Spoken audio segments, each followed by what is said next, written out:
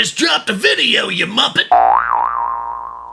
What's happening, Boomerites? It's good to see ya. I've had, sorry about the infrequency of the uploads, but I took some time off and I got a little sick for a few days. So I needed to recharge the batteries. So if you're wondering why there wasn't many uploads the past couple weeks, there you have it. But I hope you like the new intro. That's brought to you by Billy!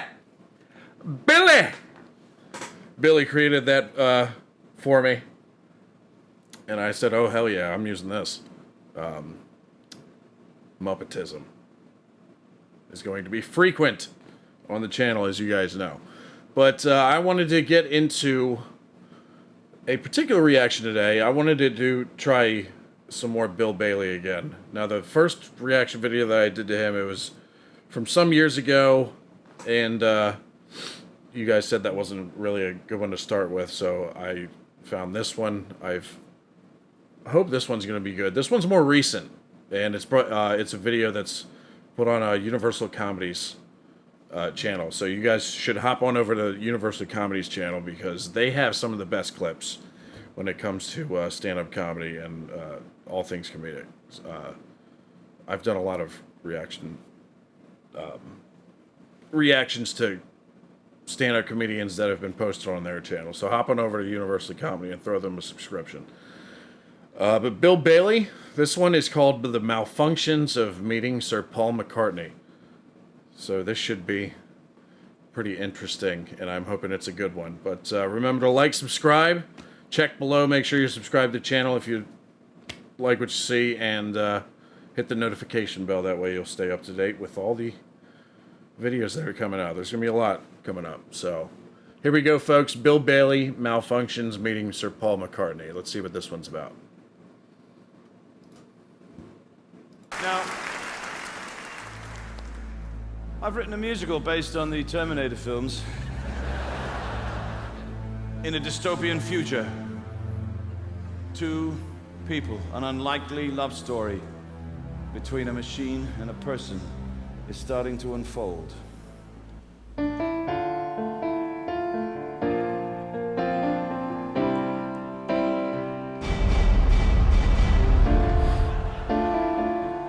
That famous sound from the Terminator soundtrack. Yeah. All through the years, I've come to rely on you, but this has blossomed into the fact that I have feelings for you. I cannot process feelings. I know. What is wrong with your eyes?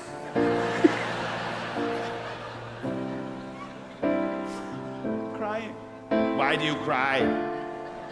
When it hurts. My sense is not detecting any physical impairment. Sometimes it hurts in the soul. I do not understand.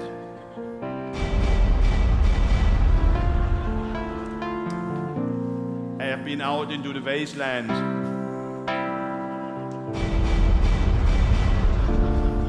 I went to the bombed out supermarket. I got you some food. Oh my God, what did you get? Tin peaches. I have not had them before. I have not seen them in a long time. Oh my God, tin peaches. Let me open them for you. I have an attachment. Yes, I can see. Oh wow, tin peaches. I haven't tasted these in a long time. Mmm, yumbles. Don't go. Anyway. I actually made Queen Boomer watch Terminator 2 kind of recently. I think it was like 3 or 4 months ago. Which the thing about, because she hadn't seen a lot of classic movies that everybody's seen, so I would start, like, over the past year and a half, I've been showing her all the classic movies that she hasn't seen, and about 3 or 4 months ago, Terminator 2 was one of them.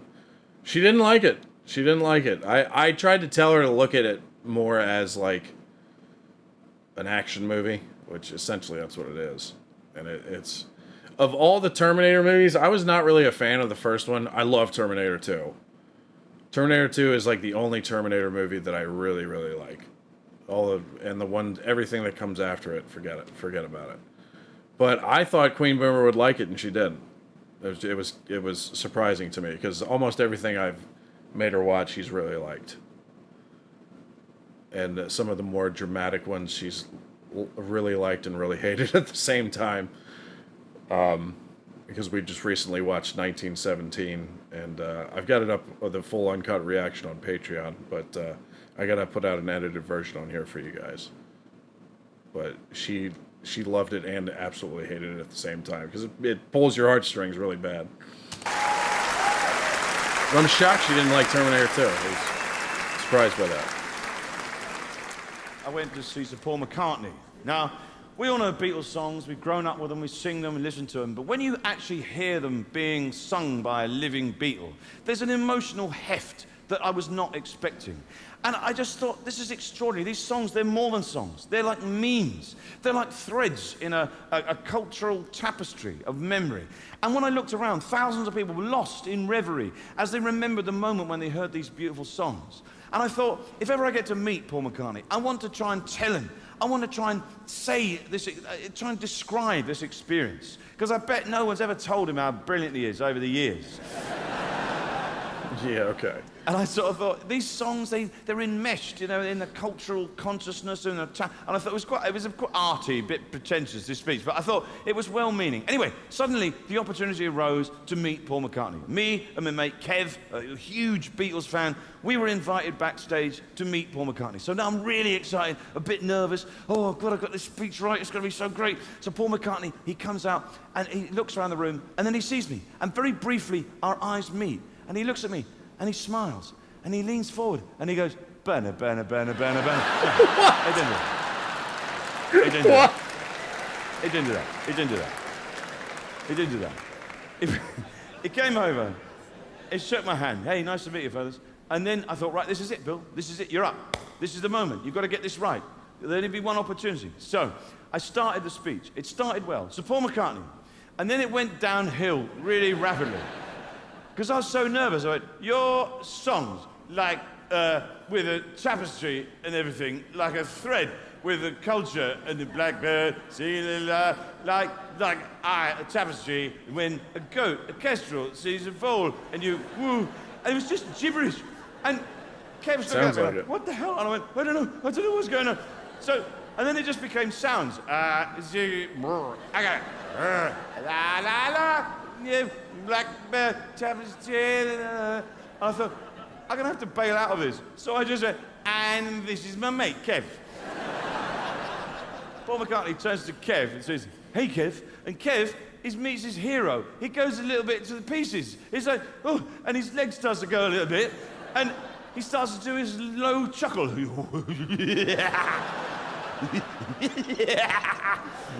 Jesus. And Paul McCartney's shaking his hand, and now Paul McCartney's shaking a little bit. And then Paul McCartney turns back to me, and for some reason now, I'm doing this. Mang, mang, mang, mang, mang. I have no idea why. I think I was trying to reset my vocal ability. And I thought I was doing it in my head, but no, I was doing it out loud. Mang, mang, mang, mang, mang, mang. That sounds like me whenever Queen Boomer wants me to do something. I'll make a noise like that. And yeah. Queen Boomer, I love you. It's like some drug-addled pingu. This is where we should have backed away at this point. Bye-bye, bye-bye, bye-bye. But no, it got so much worse. So much worse. Because then I thought, I'm going in again.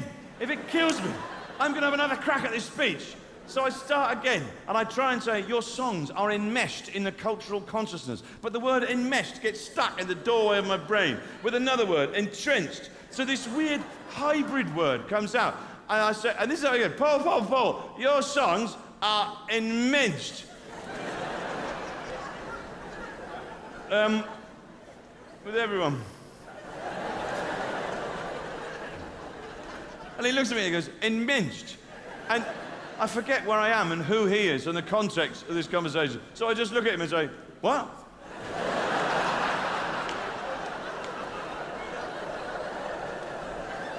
And he looks at me and goes, what? And then I say, enmensed. And he looks at me and goes, enmensed. And then I look at him and go, what?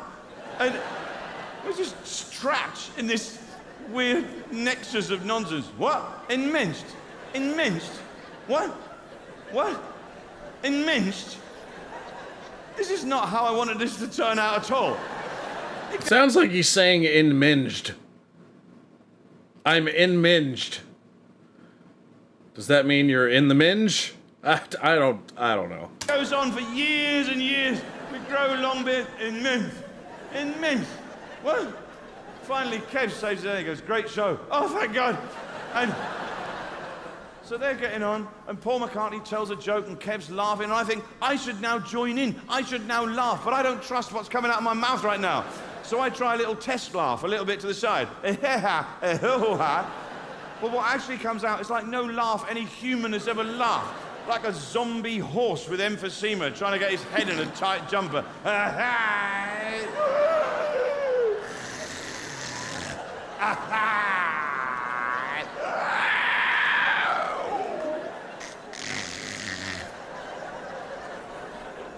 That's my mating call. It gets so much worse. It gets so much worse because what happens?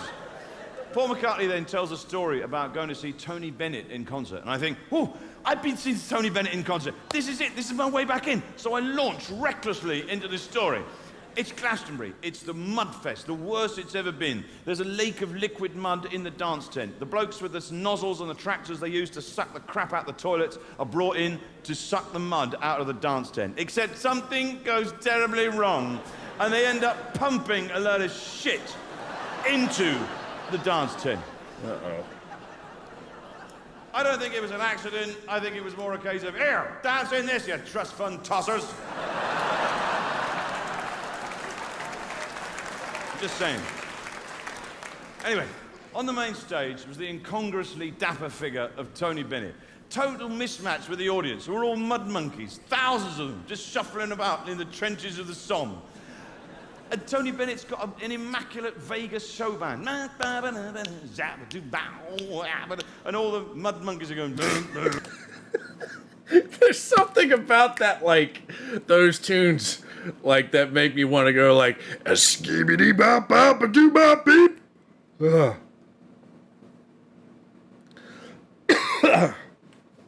I can only do that once, though, because it kills my throat.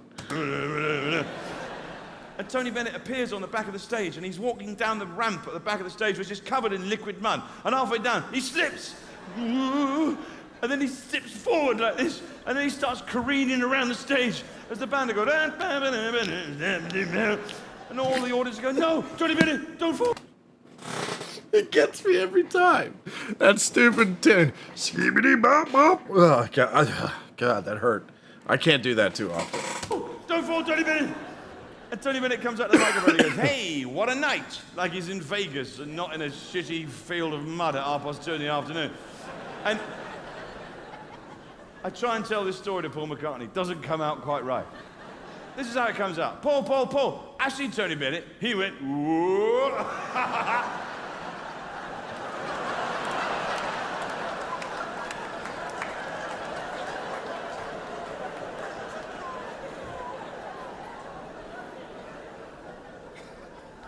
The final indignity was when we left. Huh?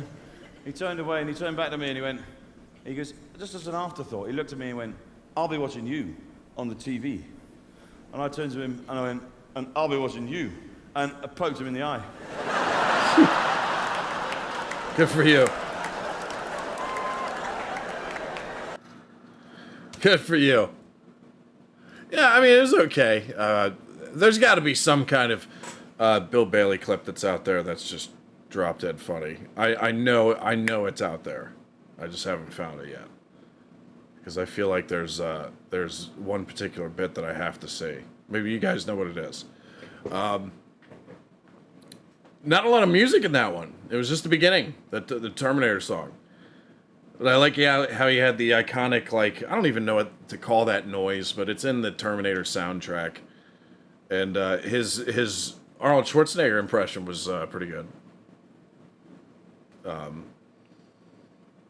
There's tons of them out there, though. Some people are really good at it.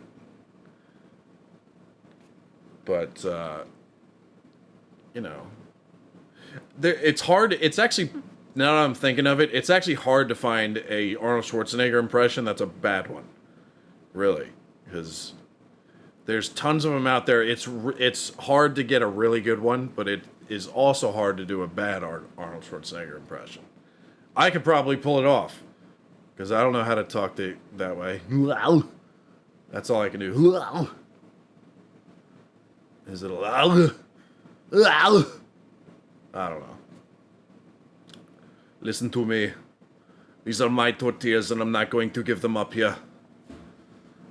You know, I don't know how good that was, but I'm trying to do a bad one. Hopefully I succeeded, so you guys can delete me from your subscription. No, I'm just kidding. But you guys have a lovely day.